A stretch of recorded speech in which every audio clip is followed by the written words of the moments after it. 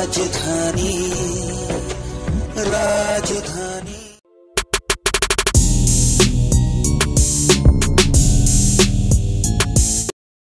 वरती संस्थेच्या विश्वस्तांनी खोट्या कागदपत्रांच्या आधारे जे 48 पदांची पदभरती आरक्षण डावलून करण्यात आलेले आहे त्या विरोधात दुसरा विषय दोषी संस्था व कर्मचारी यांनी शिक्षणाधिकारी कार्यालयाची फसवणूक केली आहे, त्यामुळे या दोषी संस्थेवरही कारवाई करण्यात येत आहे आणि म्हणून शिक्षण विभागाने या ठिकाणी गुन्हा दाखल केलेला आहे। आणि म्हणून प्रत्येक पत्र देताना आपण तर हे जे आता काम बघता अपूर्व अद्वय यांच्याविषयी आपण पत्र दिलं, परंतु नियम असा म्हणतो की संस्था दोषी आहे आणि म्हणून त्या ठिकाणी धर्मदा आयुक्तांकडनं शिक्षण विभागाने या शिक्षण संस्थेची पूर्ण माहिती मागवली आणि संबंधित जे सर्व विश्वस्त आहेत त्यांच्यावर त्यांनी गुन्हा दाखल केलेला आहे। या सर्व याच्यावर एकाच कुटुंबातले विश्वस्त आहेत।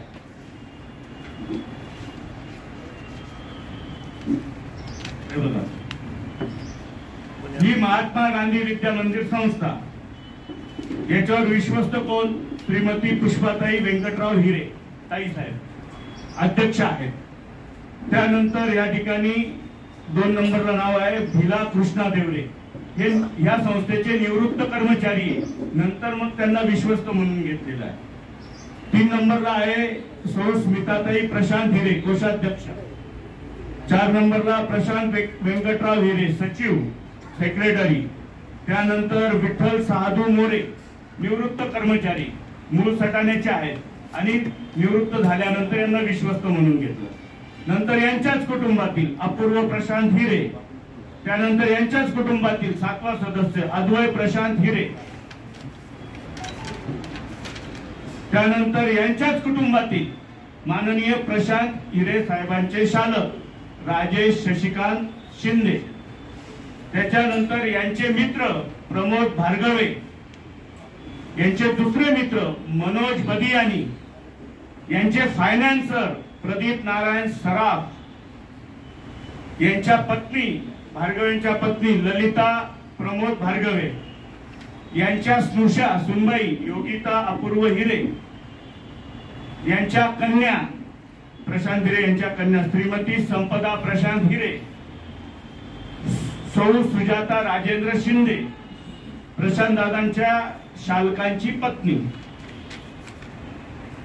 बापू सोनू जगदाळे कर्मचारी, प्रदीप गुडेनहल्ली लक्ष्मण, श्यामकांत यशवंत भंडारी, प्रतीक नारायण काळे, रविशंकर मनोहर शुक्ला, संजय दगू कुंदे संस्थेतील कर्मचारी, हे सर्व याच्यावर विश्वस्त। याप्रमाणे जी आदिवासी ही जी दुसरी संस्था आहे आदिवासी सेवा समिती, याच्यावर पण अशाच प्रकारे त्यांचे नातेवाईक, त्यांच्या कुटुंबातील स्वतः आणि मित्र असे सर्व सदस्य आहेत। याच्यातून आपल्या सर्वांच्या निष्कर्षणात येईल की एकच कुटुंब या संस्थेवर, ज्या संस्थेला सर्वांनी कष्ट केले त्या संस्थेवर एकच कुटुंब नागोबा म्हणून बसलेला आहे। शिक्षण विभागाच्या चौकशीप्रमाणे या संस्थेचे कर्मचारी बेकायदेशीर नियम बाह्य भरती घोटाळा हा जो झालेला आहे, याच्यात एकूण 48 जे कर्मचारी आहेत, या 48 मधले मालेगाव तालुक्यातले फक्त 22 आहेत आणि उर्वरित 26 हे मालेगाव तालुक्याच्या बाहेरचे आहेत। मला या ठिकाणी एवढंच नमूद करायचंय की तुम्ही फक्त पोकळ त्या ठिकाणी माननीय पुष्पाताई हिरे यांची सहानुभूती मिळवत आहात। मला वाटतं प्रमोद दादा याच्याबद्दल आपल्याला सांगतीलच। परवा मालेगाव शहरात जो मोर्चा निघाला, त्या मोर्चामध्ये बऱ्याच काही घोषणा दिल्या गेल्या, भाषणे झाली। विषय होता माननीय पुष्पाताई हिरे ह्या माझ्या म्हाताऱ्या आजीवर गुन्हा दाखल केला। माननीय पुष्पाताई हिरे ह्या मालेगाव तालुक्यासाठी नक्कीच आदर्श आहेत, तालुका त्यांचा सन्मानच करतो। 1995 साली जेव्हा निवडणूक होती तेव्हा प्रशांत हिरेंना तिकीट पाहिजे होतं, परंतु ते तिकीट पुष्पाताई हिरेंना मिळाले. लारेस या बंगल्यावर माझ्या सकट तालुक्याचे हजारो कार्यकर्ते उपस्थित होते आणि त्या कार्यकर्त्यांसमोर पुष्पाताई हिरे यांना बंगल्यातून हात धरून बाहेर काढून देण्यात आलं, लॉरेस बंगल्यामधून. आणि हजारो कार्यकर्त्यांच्या समोर ताई रडत रडत बॅग घेऊन बंगल्याच्या बाहेर आल्या. त्याचा मी स्वतः साक्षीदार आहे. ताई बंगल्यातून बाहेर जेव्हा आल्या, बाळूशेठ वाणी यांनी ती बॅग घेऊन ताईंना त्यांच्या घरी संपूर्ण निवडणूक संपेपर्यंत ताई त्यांच्या घरी होत्या. कधी ताई 4 बंगल्यात राहिल्या, कधी सतीश हिरेंच्या घरी राहिल्या. तेव्हा यांना आजींचं म्हातारपण दिसत नव्हतं का? जेव्हा ताई बाहेर निघाल्या तेव्हापासून आजपर्यंत ताई नाशिक येथे गोळे कॉलनी इथल्या बंगल्यात एकट्या राहतात. त्या दिवसापासून तर आजपर्यंत यांच्या लारेस या बंगल्यावर ताई कधी गेल्या नाही. आणि यांनी आजी आणि नातवाचं किंवा आई आणि मुलाचं हे नातं कधीच यांनी समोर आणलं नाही. ताई ह्या तालुक्याच्या आदर्श आहेत. ताईंचा सन्मान तालुका करतोच, परंतु ताई या विश्वस्त असल्यामुळे ताईंचं नाव आलं आणि आदवा हिरे खोटी सहानुभूती घेण्यासाठी ताईंचं नाव पुढे करतात. परंतु जनतेला सर्व माहिती आहे. मालेगाव तालुक्यातले हजारो कार्यकर्ते, इथे काही ज्येष्ठ पत्रकार पण असतील, यांनी जेव्हा हात धरून बाहेर काढलं तेव्हा ते पत्रकारांनी पाहिलेलं आहे, त्याला मी साक्षीदार आहे. तेव्हा यांच्यातल्याच काही कार्यकर्त्यांनी मुंडन केलं होतं. पुष्पाताई हिरेंना ज्या दिवशी बाहेर काढलं त्या दिवशी काही कार्यकर्त्यांनी मुंडन केलं होतं. त्याच्यापैकी शंकर कदम, प्रवीण पवार, गोरख कचवे, कैलासवासी बळीराम देवरे या कार्यकर्त्यांनी मुंडन केलं होतं. मुंडन, आई जेव्हा घरातून बाहेर जाते तेव्हा मुंडन का केलं जातं या संदर्भात तुम्ही सर्वांनी तालुक्यावासियांनी त्यावेळी देखील विचार केला होता. आनंदसिंग ठोके आगारचा तो कार्यकर्ता देखील होता. दुसरं, 32 केसेस आमच्यावर केल्यात असं भाषणात उल्लेख केला. 32 केसेस हे ह्या शेतकऱ्यांच्या मुलांनी केल्या. शेतकऱ्यांच्या मुलांनी त्यांच्या शेती विकून यांना 15-15, 20-20 लाख रुपये रोख दिलेले आहेत. यांनी ते 10-10, 15-15 वर्ष पासून त्या शेतकऱ्यांच्या पोरांना वेठ बिगार म्हणून राबवतात. यांच्या निवडणुकीत त्या मुलांना राबवून घेतात आणि जेव्हा त्याची नोकरीची वेळ निघून गेली, त्यांचं वय 40-40 वर्ष झालं, ते जेव्हा पैसे मागायला गेले, आता म्हणतात की माझ्यावर, आमच्या कुटुंबियांवर 32 गुन्हे दाखल केले. ही सुरुवात आहे. ह्या तालुक्यातल्या यांचे जे दलाल आहेत, हे आणि यांचे दलाल गावोगावी यांचे दलाल उपलब्ध आहेत. यांचे दलाल पैसे गोळा करतात आणि तालुक्यातल्या हजारो लोकांचे, हजारो तरुणांचं यांनी आयुष्य खराब केलेलं आहे. त्या तरुणांनी तरुणांचे पैसे गोळा केलेले आहेत. आज ना उद्या ते शेकडोच्या संख्येने यांच्यावर गुन्हे, आज फक्त 32च गुन्हे दाखल झालेले आहेत. जेव्हा हे सगळे तरुण पैसे मागायला येतील तेव्हा यांच्यावर प्रचंड प्रमाणात गुन्हे दाखल होतील. मी तर एक असं ऐकलं होतं, रात्रीची बैठक, त्या बैठकीत जर काही कमी पडलं तर यांचे जे दलाल आहेत लगेच एखाद्या तरुणाला पकडून आणतात, त्याला नोकरीचा आमिष देतात आणि त्या बैठकीची व्यवस्था त्या तरुणाच्या नोकरीच्या पैशातून करतात. हे असे संस्था चालक, यांच्यावर असे गुन्हे आमच्या शेतकऱ्यांची पोरं यांच्यावर गुन्हे नक्कीच दाखल करतील. पुढील मुद्दा निळकंठ निगम बोलतो. आज जमलेल्या सगळ्या पत्रकार बांधवांना नमस्कार. ही एक मोठी संघर्षाची लढाई 20 वर्षापूर्वी सुरू झाली पाहिजे होती, पण साहेबांकडे पद प्रतिष्ठा असून पण साहेबांनी कधी त्या संस्थेत हात घातला नाही. एनडीसीसी बँकेचा एक घोटाळा, त्याच्याविषयी मी चर्चा करणार आहे. एनडीसीसी बँकेमध्ये हे चेअरमन असताना जी भरती केली गेली, त्या भरतीमध्ये अनेक शेतकऱ्यांच्या पोरांना नोकरी देतोय आम्ही टाकून पैसे घेण्यात आले. त्याच्यापैकी 70% पोरं आज घरी बसले आहेत आणि 30% ज्यांना नोकऱ्या मिळाल्या ते साईड टेबलवर बसलेले आहेत. मुलगा एनडीसीसी बँकेचा चेअरमन, आई रेणुका सूतगिरणीची चेअरमन. व्यंकटेश बँकेवर सर्व डायरेक्टर यांचेच, हे सगळं आपल्याला माहिती आहे. आणि हे सगळं होत असताना एनडीसीसी बँकेतनं 7.5 कोटी रुपये टप्प्याटप्प्याने, पहिले 1 कोटी, नंतर 1.5 कोटी, नंतर 2.5 कोटीचे 2 टप्पे, असे 7.5 कोटी रुपये कर्ज रेणुका सूतगिरणीच्या नावे काढण्यात आलं. त्या कर्जाची आजची मूळ रक्कम 32 कोटी रुपये व्याजासकट होते आहे. आणि ते 7.5 कोटी व्यंकटेश बँकेच्या माध्यमातून रेणुका सूतगिरणीच्या एकाही कामासाठी न वापरता एका विशिष्ट संस्थेसाठी राजस्थानला पाठवण्यात आले. हे प्रकरण मनी लॉन्ड्रिंग मध्ये होतं. मला एक सांगा, सर्वसाधारण कुटुंबातल्या शेतकऱ्याच्या पोराने कर्ज काढलं तर एनडीसी बँक ट्रॅक्टर विकते, शेती विकायला लावते, लिलाव काढते आणि त्याच्यातनं त्याचं कर्ज वसुली केली जाते. मग यांनी तर सरळ सरळ मनी लॉन्ड्रिंग केली आहे. मग यांच्यावर गुन्हा दाखल झाला, तिथे वाईट काय झालं? लोकशाही आहे. लोकशाहीमध्ये राजा पण आणि रंक पण एका समान धाग्यात बांधला जातो, एका समान कायद्यात बांधला जातो. केला असेल गुन्हा त्यांच्यावर दाखल, होते त्याची चौकशी, होऊ दे ना, दूध का दूध पाणी का पाणी. एनडीसी बँकेसमोर हे जे सहानुभूती घेत आहेत, पुष्पाताई आमच्या आजी आहेत, ते आमच्या आदरणीय आहेत. कर्मवीर भाऊसाहेब हिरेंचे आम्ही पंतू आहोत, ते आमचे पण आदरणीय आहेत. पण कर्मवीर भाऊसाहेब हिरेंच्या पुतळ्यात अपहार कोणी केला, या प्रश्नाचं उत्तर त्यांच्याकडे आहे का? म्हणजे गिरणा सहकारी साखर कारखान्यावर 25 फुटाचा पुतळा कर्मवीरांचा आहे. आणि एनडीसी बँकेला नाशिकला जा, ज्यांनी ती एनडीसी बँक आपल्या रक्ताने ओढली, त्या माणसाचा एक 3 फुटाचा पुतळा आपण बसवला आणि किती 75 लाख रुपये काढले. हे कोणाच्या कार्यकाळात निघाले? हाही प्रश्न माझा सर्वसामान्य नागरिक म्हणून आणि एक शिवसैनिक म्हणून त्यांना आहे.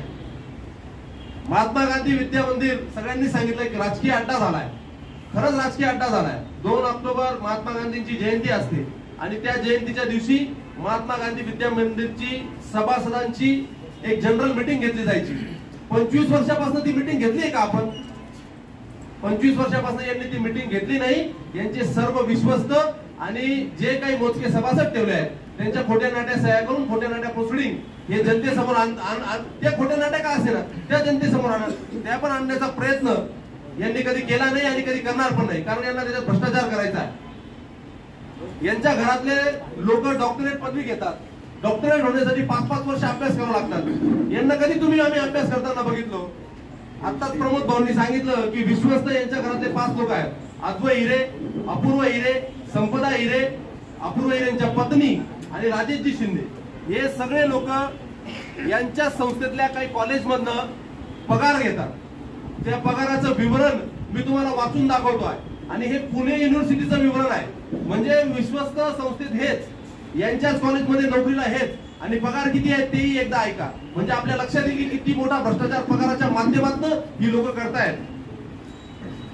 योगिता अपूर्व हिरे, लोकनेते Venkatrao Hire, art and science commerce college, यांना पगार आहे असिस्टंट प्रोफेसर म्हणून 1,72,783 रुपये.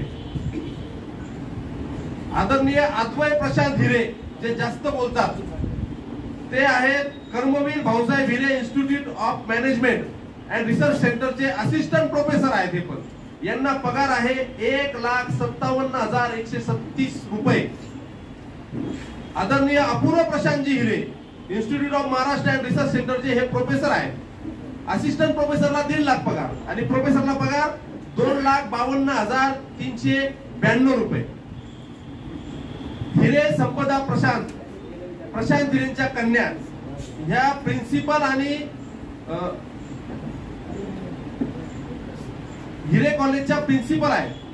यांना पगार आहे 63,808 रुपये. शिंदे राजेश शशिकांत हे Mahatma Gandhi Vidya Mandir Maharaja Sayajirao Gaikwad arts and commerce कॉलेजचे रजिस्ट्रार आहेत. यांना पगार आहे 1,05,454 रुपये. मित्रांनो, सगळ्यांना सरासरी पगार 2 लाखाच्या पुढे आहे.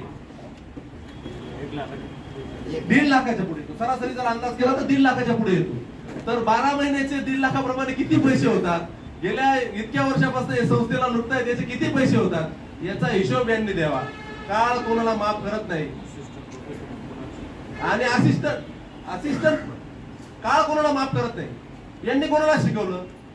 अद्वै हिरे दिवसभर तालुक्यात बोंबा मारत फिरतात असं म्हणण्याचा काही अर्थ नाही. कारण ते हप्त्यात नाही का दिवस तालुक्यात जातात, बाकी दिवस मुंबईला बसलेले राहतात, रात्री पार्ट्या करतात. हे शिकवतात कधी? तर माझी विनंती आहे की याची सगळ्यांची चौकशी झाली पाहिजे आणि काळ कोणाला माफ करत नाही. ही संस्था भविष्यात सभासदांची व्हावी एवढीच मनातून इच्छा आहे. माहिती दिली त्याची प्रति आपल्यापर्यंत 2 मिनिटात पोहोचतील. याच्यातनं एकच आम्हाला आपल्याला सुचवायचंय, सांगायचं आहे की गुन्हे कोणी दाखल केले हे आपल्या लक्षात आलं. त्या संस्थेत भ्रष्टाचार कोणी केला हे आपल्या लक्षात आलं. शासनाच्या जागेवर खोटं कोर्टाचा आदेश दाखवून चुकीची माहिती मंडळांना किंवा जो कार्यक्रम करतो त्यांना देण्यात आली हे आपल्याला सगळ्यांना लक्षात आलं. कशा खोट्या डिग्र्या त्यांनी घेतल्या आणि कशा पद्धतीने तिथे पगार घेत आहे हे आपल्याला इथे लक्षात आलेलं आहे. म्हणून आमचं एकच म्हणणं आहे की जनतेला, तिथल्या कर्मचाऱ्यांना, तिथल्या अधिकाऱ्यांना नाविलाजाने त्या मोर्चामध्ये, त्या आंदोलनामध्ये, त्या कार्यक्रमामध्ये जावं लागतं. खोट्या बातम्या द्यायच्या, खोटी विषय पसरवायचे. ज्या मंत्र्याने, ज्या आमदारानं, ज्या दादासाहेबांनी, भुसे साहेबांनी या तालुक्याचा विकास आपण बघितला असेल की मालेगाव तालुक्यात आपण तालुक्याची एंट्री केल्यापासून, शहराची एंट्री केल्यापासून कशा पद्धतीचे काम चालू आहे हे आपल्याला माहिती. किती लाख, किती करोडचे कॉन्क्रीटीकरण असेल, पाटबंधाऱ्याचे असतील, पाणीचे असतील, शौचालयाचे असतील, समाज मंदिर असतील, करोडो रुपयाचे काम या निधीतनं आदरणीय दादासाहेबांनी आणले. आपण या 20 वर्षाचा त्यांचा कार्यकाळ बघितला आणि 40, 50, 45 वर्षाचा त्यांचा काळ बघितला तर मालेगावचा विकास कोणी केला हे आपल्या सर्वांना माहिती आहे. खोट्या बातम्या पसरवायच्या, वल्गना करायच्या, लोकांची सहानुभूती मिळवायची असा प्रकार या संचालकांनी हा अड्डा बनवलेला आहे. महात्मा गांधी विद्या मंदिर आणि आदिवासी समिती याची बातमी आपण जनतेपर्यंत द्या ही आम्ही आपल्याला कळकळीची विनंती करतो. सतत आदरणीय दादासाहेब असतील, आम्ही पदाधिकारी असतील, सतत आपल्या समोर जे जे चुकीचं घडतो यांच्या संदर्भात ते आपल्या समोर आम्ही मांडतोय. आपण सर्व आलात त्याबद्दल आपलं सर्वांचा आभार मानतो. मी आदरणीय बापूसाहेबांना विनंती केली की आपण बोलतात, बापूसाहेबांनी सांगितले उद्या परवाची मीटिंग आहे, उद्या परवाची कार्यक्रम आहे, त्या कार्यक्रमात मी सविस्तर बोलणार आहे. म्हणून आदरणीय बापूसाहेब त्या दिवशी बोलणार. आपण सर्व आलात त्याबद्दल सर्वांचा आभार, धन्यवाद. नाश्ता, चहा, पाणी केल्याशिवाय जायचं नाही, आपल्याला त्या प्रति दिल्या जाणार आहे.